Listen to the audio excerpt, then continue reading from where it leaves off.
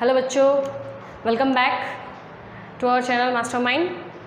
मैं आपके पुष्पा टीचर लेके आई हूँ आप सबके लिए लाइफ प्रोसेस चैप्टर का सबसे लास्ट सिस्टम।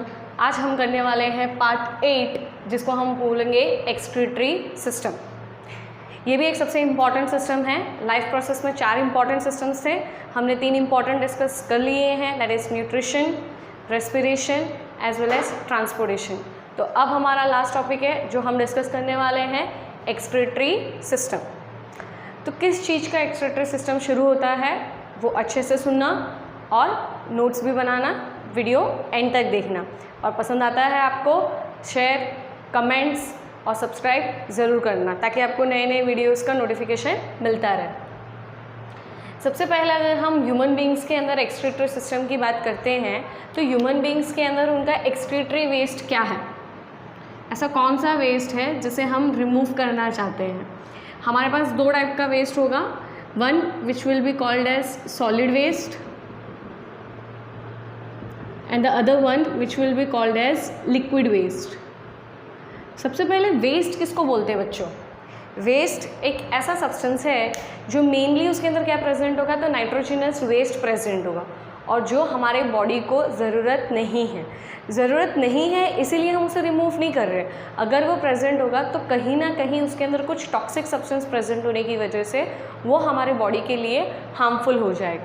क्योंकि वो हमारे बॉडी के लिए हार्मफुल हो जाएगा तो उसे रिमूव करना ज़रूरी है। अब हम ऑलरेडी डाइजेस्टिव सिस्टम में तो पढ़ चुके हैं कि जो अनएब्जॉर्ब्ड और अनडाइजेस्टेड फूड है वो लार्ज इंटेस्टाइन, फिर रेक्टम और एनस के थ्रू बॉडी में से बाहर एक्सक्रीट हो जाता है। तो वो है हमारा सॉलिड वेस्ट, जिसको यूजुअली हम क्या बोलते हैं, स्टूल और फीसिस। अभी जो हम डिस्कस करने वाले हैं एक्सक्रीटरी सिस्टम में, that is mainly liquid waste, और लिक्विड वेस्ट के अंदर हमारे पास क्या है, so that is what we call it as urine. क्या है हमारा यूरिन। तो ये यूरिन मेनली हमारे बॉडी में से किस तरीके से रिमूव होगा, आज हमें वो मैकेनिज्म पढ़ना है। तो हमारे बॉडी के दैट इज़ ह्यूमन बींग्स के एक्सक्रीटरी सिस्टम की हम बात करते हैं तो उनके एक्सक्रीटरी सिस्टम में क्या क्या प्रेजेंट है। सबसे पहले they have kidneys and this is a right side kidney and this is a left side kidney. ये इसीलिए बच्चों क्योंकि अभी अगर मैं ऐसे खड़ी हूँ, so this is what we have been discussing about right side as well as left side. अगर मैं आपको ऐसे पढ़ा रही हूँ तो ये आप राइट और लेफ्ट कंसीडर नहीं कर सकते। हम जब ऐसे खड़े होते हैं तो इस पोजीशन के बेसिस पे से आप देखोगे कि this is going to be right side and this is going to be left side. Pair of kidney हमारे पास प्रेजेंट होता है, उसमें से राइट किडनी जो है वो स्लाइटली थोड़ा सा नीचे होता है। वो इसीलिए क्योंकि यहाँ पे ऊपर क्या प्रेजेंट होता है, तो आपका लीवर। तो लीवर की वजह से राइट किडनी पे थोड़ा प्रेशर एक्सर्ट होता है, उसकी वजह से राइट किडनी आपकी थोड़ी सी नीचे मूव होगी। उसके बाद फिर हमारे पास आता है that is what this one which we call it as renal artery. अब आर्टरीज और वेन्स क्या होते हैं हमने ट्रांसपोर्टेशन में पढ़ा हुआ है। Renal word is been use for kidney, ये भी मैंने आपको बताया हुआ है, and this is what we call it as renal vein. कैसे फंक्शन करते हैं अभी हम देखेंगे। सबसे पहले स्ट्रक्चर देख रहे हैं तो हमारे पास क्या है, pair of kidney which are bean shaped, reddish brown in colour and located in the lower abdominal region on the lateral sides. फिर बात आती है कि ये किडनीज में से जो रन होगा this particular portion which we call it as ureter. क्या बोलते हैं इसे हम, यूरेटर। देन द सैक और bag like structure which we call it as urinary bladder. क्या बोलेंगे इसे हम, urinary bladder. And the opening of your urinary bladder is what we call it as urethra. ये सारे टर्म्स याद रखना। So this is what our excretory system. बहुत easy है। अब होता क्या है कि सबसे पहले अगर हम बात करते हैं रीनल आर्टरी की, तो रीनल आर्टरी क्या करेगा कि हमें पता है आर्टरीज क्या करते हैं, usually they carries the blood away from the heart. Away from the heart means they are going to bring towards your kidney. अब किडनी के पास ये जो रीनल आर्टरी जो ब्लड लेके आ रहा है, no doubt it is a pure blood, but we are not discussing about transportation क्योंकि हम एक्सक्रीटरी सिस्टम पढ़ रहे हैं। तो यहाँ पे हम बोलेंगे कि वो जो ब्लड आ रहा है it is a impure blood. Impure blood इसीलिए क्योंकि उसमें क्या प्रेजेंट है, तो उसमें वेस्ट प्रेजेंट है। तो रीनल आर्टरी उस चीज़ को यहाँ पे लेके आएगा जैसे ही वो लेके आएगा तो रीनल आर्टरी में से ब्लड किस में चला जाएगा, किडनी में। किस में जाएगा, किडनी में। अब किडनी के अंदर पूरा प्रोसेसिंग होगा, प्रोसेसिंग होना यानी आपका यूरिन फॉर्मेशन होगा। तो यूरिन फॉर्मेशन किडनी में ऐसा क्या है और कौन करने वाला है, तो हमारी किडनी के अंदर प्रेजेंट है excretory unit. See this kidney is considered as an excretory organ, it is been considered as an excretory organ and excretion जो मेन कैरी आउट करता है that is an excretory unit. तो क्या है हमारा excretory unit, so that is what we call it as nephron. क्या है, nephron. अब ये नेफ्रॉन होता क्या है, तो nephron is nothing but a tubular structure which is being present in the kidneys. Each kidney is been consisting of approximately 10,000 to 1 lakh, और दोनों किडनीज़ की हम बात करते हैं तो इट इज़ 10 lakhs और more than that nephrons present होते हैं। नेफ्रॉन का पूरा स्ट्रक्चर अभी हमें डिस्कस करना है। तो ये नेफ्रॉन्स है जो भी रीनल आर्टरी आपका इम्प्योर ब्लड लेके आ रहा है। कौन सा ब्लड लेके आ रहा है, इम्प्योर। वो इम्प्योर ब्लड इसीलिए बोला हमने because that particular impure blood is consisting of nitrogenous waste. क्या प्रेजेंट है उसमें, नाइट्रोजिनस वेस्ट। इस पर्टिकुलर नाइट्रोजिनस वेस्ट के अंदर क्या प्रेजेंट है, वो सारी चीज़ें हमें रिमूव करना, और इसको यूजुअली हम यूरिया भी बोलते हैं। क्या बोलते हैं, यूरिया। तो रीनल आर्टरी लेके आ गया यहाँ पे, रिलीज़ किया, तो किडनी दोनों साइड पे ये चीज़ होगा। डायग्रामेटिकली मैंने आपको एक साइड पे रीनल आर्टरी दिखाया, एक साइड पे नहीं दिखाया। इसका मतलब ये नहीं है कि यहाँ पे नहीं होगा, बहुत ज़्यादा कॉम्प्लिकेटेड ना हो इसलिए मैंने एक ही साइड पे ड्रॉ किया। तो अब क्या होगा, यहाँ पे नाइट्रोजनस वेस्ट आ गया, नेफ्रॉन के अंदर प्रोसेसिंग होगा। कैसे प्रोसेसिंग होगा वो अभी हम देखेंगे। तो सारे नेफ्रॉन्स के अंदर प्रोसेसिंग हो गया।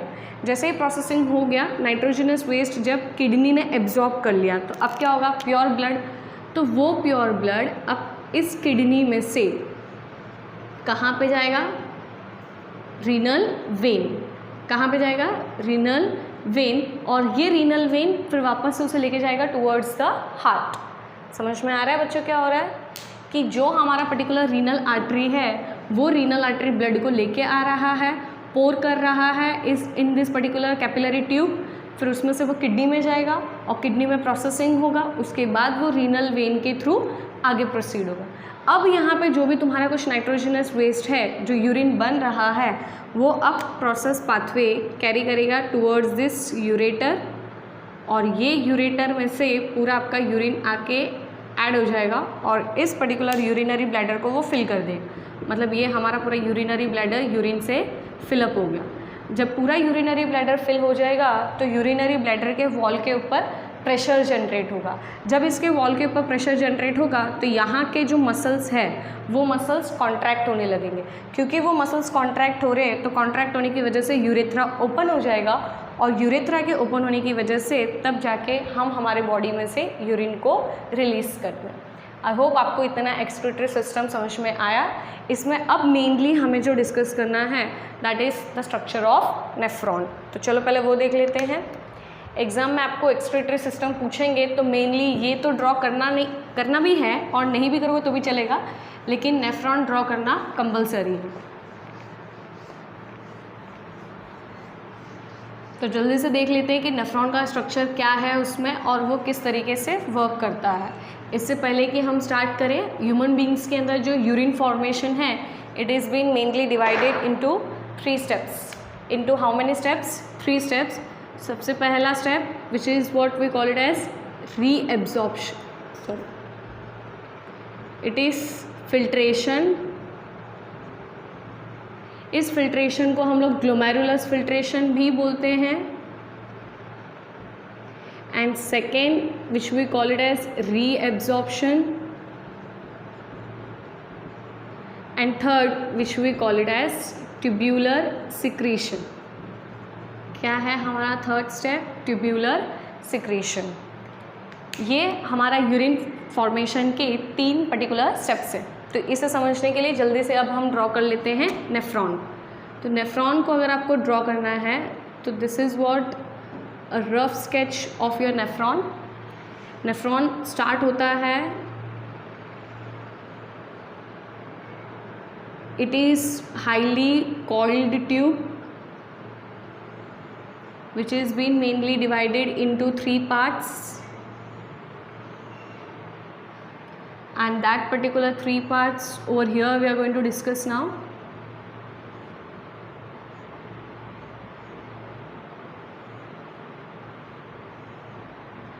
So this is what the structure of a nephron. बहुत ज़्यादा हाईली कॉइल्ड होता है, पर अभी हमने उसको इतना ज़्यादा कॉइल्ड बनाया नहीं. अब सबसे पहले अगर हम बात करें, so this is the part which we usually call it as Bowman's capsule. Person था जिसने इसे डिस्कवर किया था, उनके बेसिस पे से उनका नाम दिया गया है बाउमेन्स कैप्सूल. बाउमेन्स कैप्सूल के जस्ट पास ये वाला जो पोर्शन आता है, इस पर्टिकुलर पोर्शन को हम बोलते हैं PCT. Now what does PCT stands for? तो PCT is proximal convoluted tubule. Convoluted का मतलब ये है कि it is been highly coiled, okay, और proximal का मतलब होता है कि it is nearer. फिर उसके बाद बात आती है हमारे इस वाले स्ट्रक्चर की, जो U shaped स्ट्रक्चर है, it is called Henle's loop. और फिर आपका होगा ये वाला पोर्शन जिसको हम बोलते हैं DCT, और else it is also called as distal convoluted tubule. और फिर उसके बाद इस पर्टिकुलर पोर्शन को हम बोलते हैं कलेक्टिंग डक्ट. क्या बोलते हैं इसे? Collecting duct, main and unit. समझ में आ रहा है बच्चों? ये है आपका बाउमेन्स कैप्सूल. अब बाउमेन्स कैप्सूल में क्या हुआ, जैसे कि अभी हमने थोड़ी देर पहले एक्सक्रीटरी सिस्टम में देखा था कि क्या हो रहा था, किडनी के अंदर रीनल आर्टरी जो भी नाइट्रोजनस वेस्ट लेके आया, वो नाइट्रोजनस वेस्ट अब क्या होगा, हर एक नेफ्रॉन के अंदर एंटर होगा. जब वो नेफ्रॉन के अंदर एंटर होगा, तो नेफ्रॉन में जब वो एंटर हो रहा है, it is been considered in the form of an again arteriole, क्योंकि रीनल आर्टरी है जो आगे जाके और छोटे छोटे आर्टीरियल्स में डिवाइड होता है. ये हमने ट्रांसपोर्टेशन में डिस्कस किया है. तो इस पर्टिकुलर आर्टीरियल को हम क्या बोलते हैं? एफरेंट. अगर आपने ट्रांसपोर्टेशन का वीडियो नहीं देखा है तो जल्दी से जाओ और वो वीडियो देखो. It is been called as afferent. Afferent इसीलिए क्योंकि वो लेके आ रहा है. Once it will enter into your Bowman's capsule, यहाँ पे ये जो हमारा रीनल आर्टीरियल है वो बहुत ज़्यादा कॉइल्ड होता है, मीन्स इस तरीके से पूरा उसका कॉइलिंग होगा. और कॉइलिंग होने के बाद क्या होगा, वो यहीं से यहाँ से ऐसे बाहर की ओर एग्जिट होगा. जब बाहर की ओर एग्जिट होगा, it is been considered as efferent arteriole. Efferent का मतलब क्या है कि exit. E stands for exit and E stands for efferent. अब क्या हुआ मेनली, इसके बारे में अभी हम डिस्कस करते हैं. ये जो आपका पर्टिकुलर ब्लड आर्टरी जो एफरेंट आर्टीरियल के फॉर्म में अंदर एंटर हुआ, पूरा कॉइल्ड हो गया. उस कॉइलिंग को हम बोलते हैं एक्चुअली ग्लोमेरुलस. और ग्लोमेरुलस का मतलब होता है नेटवर्क, हाईली कॉइल्ड नेटवर्क. इसीलिए इसको कभी कभी हम लोग ग्लोमेरुलस फिल्ट्रेशन भी बोलते हैं. अब यहाँ से ये जितना भी ब्लड वेसल के अंदर नाइट्रोजनस वेस्ट एब्जॉर्ब हुआ होगा, अब वो धीरे धीरे इधर जो बाउमेन्स कैप्सूल के इधर जो सेल्स प्रेजेंट है, वो सेल्स उसे एब्जॉर्ब करेगा. एब्जॉर्ब करेगा तो वो अंदर आ जाएगा, मतलब ये मेरा पूरा लिक्विड अंदर आने लगा. जैसे ही ये अंदर आएगा तो यहाँ पे इसके वॉल पे यहाँ पे प्रेजेंट होगा सीलिया. सीलिया मतलब हेयर लाइक स्ट्रक्चर्स. तो वो हेयर लाइक स्ट्रक्चर्स क्या करेंगे, ऐसे मूवमेंट करते रहेंगे. उस मूवमेंट की वजह से इस यूरिन को वो आगे लेके जाएंगे, मतलब ये एक्सक्रीटरी वेस्ट है. तो यहाँ पे इस स्टेप के इधर हमारा फर्स्ट स्टेप कंप्लीट हुआ, जिसको हमने बोला फिल्ट्रेशन. क्योंकि फिल्ट्रेशन ने क्या किया, जो तुम्हारा बाउमेन्स कैप्सूल में जितना भी आर्टरी आया, उस पर्टिकुलर आर्टरी को उसने फिल्टर किया, मतलब उसके अंदर जितना भी वेस्ट था उस सारा वेस्ट को उसने एब्जॉर्ब कर लिया. अब उसके बाद यहाँ से हमारा एक्सक्रीटरी वेस्ट आगे पास होगा. तो जैसे जैसे ये आगे पास होगा, तो now we are going to have a structure which we called as Henle's loop.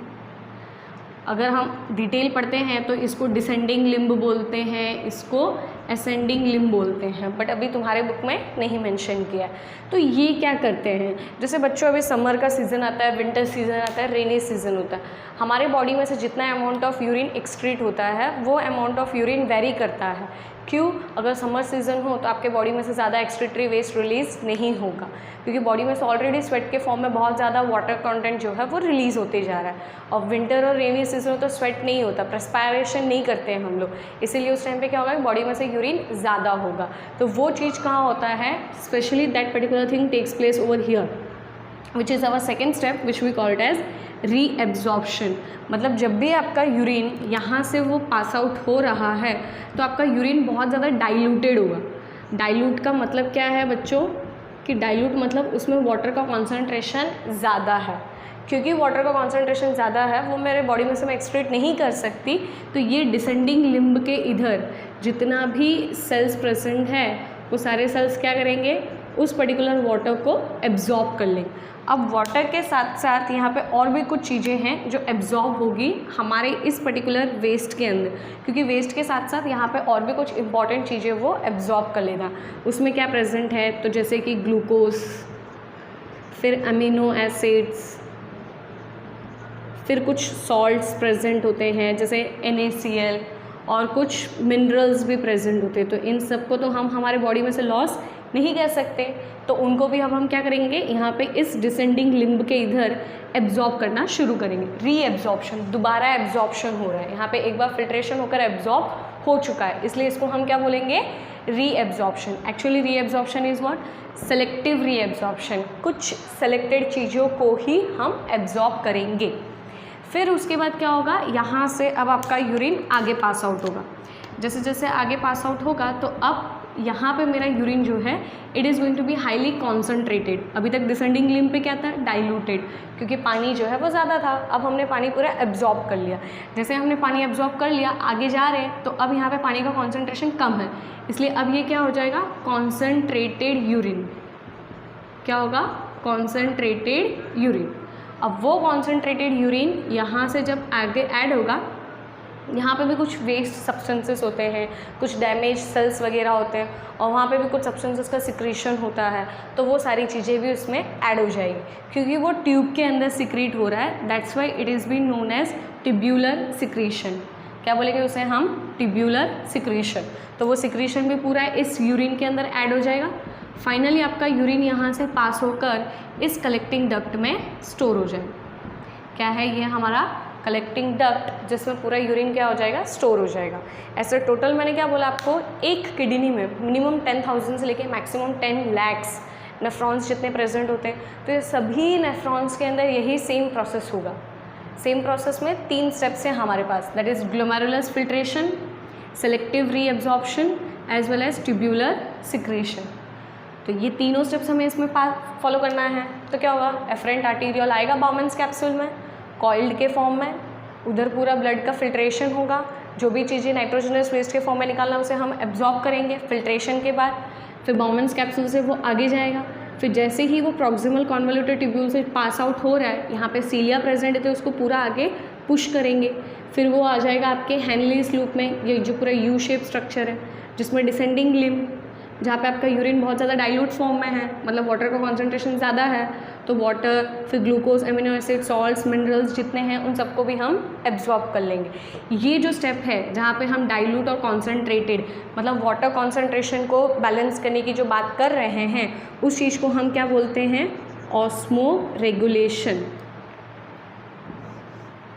Osmo regulation मतलब हमारे बॉडी में जो भी कुछ amount of urine pass out हो रहा है, उसके साथ साथ आपके बॉडी का टेम्परेचर और आपके बॉडी का वाटर बैलेंस मेंटेन करना ज़रूरी है। So that is what we will be calling it as osmoregulation. कभी कभी 1 मार्क में पूछ लेते हैं। तो what is osmoregulation? It is the process in which your body make sures that proper amount of temperature and water concentration is maintained in your body. फिर dilute से ये यहाँ पे आ गया, कॉन्सेंट्रेटेड हो गया। फिर डिस्टिल कॉन्वोल्यूटेड ट्यूब्यूल के इधर जो भी कुछ उसने ट्यूब्यूलर सिक्रीशन, मतलब कुछ भी वेस्ट सब्सटेंसेस उसने अगर सिक्रीट किए होंगे तो वो वेस्ट सब्सटेंस भी इसमें एडअप हो जाएगा। फाइनली आ जाएगा इनटू कलेक्टिंग डक्ट। ऐसे जितने भी हमारे किडनी में, जैसे ये अभी हमारा किडनी है, राइट, ऐसे कितने सारे आपके नेफ्रॉन्स यहाँ पे पूरे प्रेजेंट होंगे। तो सभी नेफ्रॉन्स का जो कलेक्टिंग डक्ट है वो सब मिक्सअप हो जाते हैं, और मिक्स होने के बाद वो ओपन होते हैं into a structure which we called as renal pelvis. वो रीनल पेल्विस आपके बुक में नहीं मेंशन किया है। फिर वो रीनल पेल्विस में से वो ओपन होगा इनटू यूरेटर, फिर यूरिनरी ब्लैडर, और यूरेथ्रा के through it will be released outside the body. समझ में आया? This is what about excretory system in human beings. अब प्लांट्स के बारे में एक बार डिस्कस कर लेते हैं कि प्लांट्स के अंदर एक्सक्रीटरी वेस्ट क्या होता है। तो हमें तो पता ही है कि प्लांट्स के अंदर सबसे ज़्यादा मेनली तो एक्सचेंज ऑफ गैसेस होता है, that is CO2 and oxygen. तो वो तो एक एक्सक्रीटरी वेस्ट हो गया उनका। अब दूसरा एक्सक्रीटरी वेस्ट की हम बात करें तो उनके अंदर कोई स्पेशल मैकेनिज्म नहीं है जैसे हमारे अंदर हमें देखने मिलता है, बट प्लांट्स के अंदर आपने बहुत बार देखा होगा कि बहुत सारे प्लांट्स के जो स्टेम्स होते हैं उनके स्टेम्स के इधर कुछ पर्टिकुलर स्टिकी सब्सटेंस हमें देखने मिलता है। उन स्टिकी सब्सटेंस को हम क्या बोलते हैं, तो it is been called resin, it is been called latex and it is called gum. तो ऐसे बहुत सारे सब्सटेंसेस हैं, बहुत सारे अलग अलग प्लांट्स के स्टेम्स के अंदर कुछ क्रैक्स आ जाते हैं और उसमें से वो वेस्ट वाला सब्सटेंस जो है वो बाहर आने लगता है। So that is one of the form जिसके अंदर प्लांट्स में एक्सक्रीशन हमें देखने मिलता है। And the third step which we call it as is transpiration. Transpiration आप इससे पहले ट्रांसपोर्टेशन इन प्लांट्स में भी पढ़ चुके हो। जो भी लीव्स होते हैं, लीव्स में से जितना पानी इवॉपरेट हो जाता है इन the form of water vapour, तो उस प्रोसेस को हम क्या बोलते हैं, ट्रांसपिरेशन। जैसे हमारे अंदर ऑस्मो रेगुलेशन है, वाटर बैलेंस को मेंटेन करना, वैसे प्लांट्स के अंदर ट्रांसपिरेशन है। तो प्लांट्स में ये 3 स्टेप्स हैं जिसके थ्रू एक्सक्रीशन होता है। 1 exchange of gases, and second that is transpiration, and third that is releasing of excretory waste like resin, latex, gum. Video पसंद आया हो तो सब्सक्राइब और कमेंट्स शेयर ज़रूर करना। आज के लिए बस इतना ही, थैंक यू।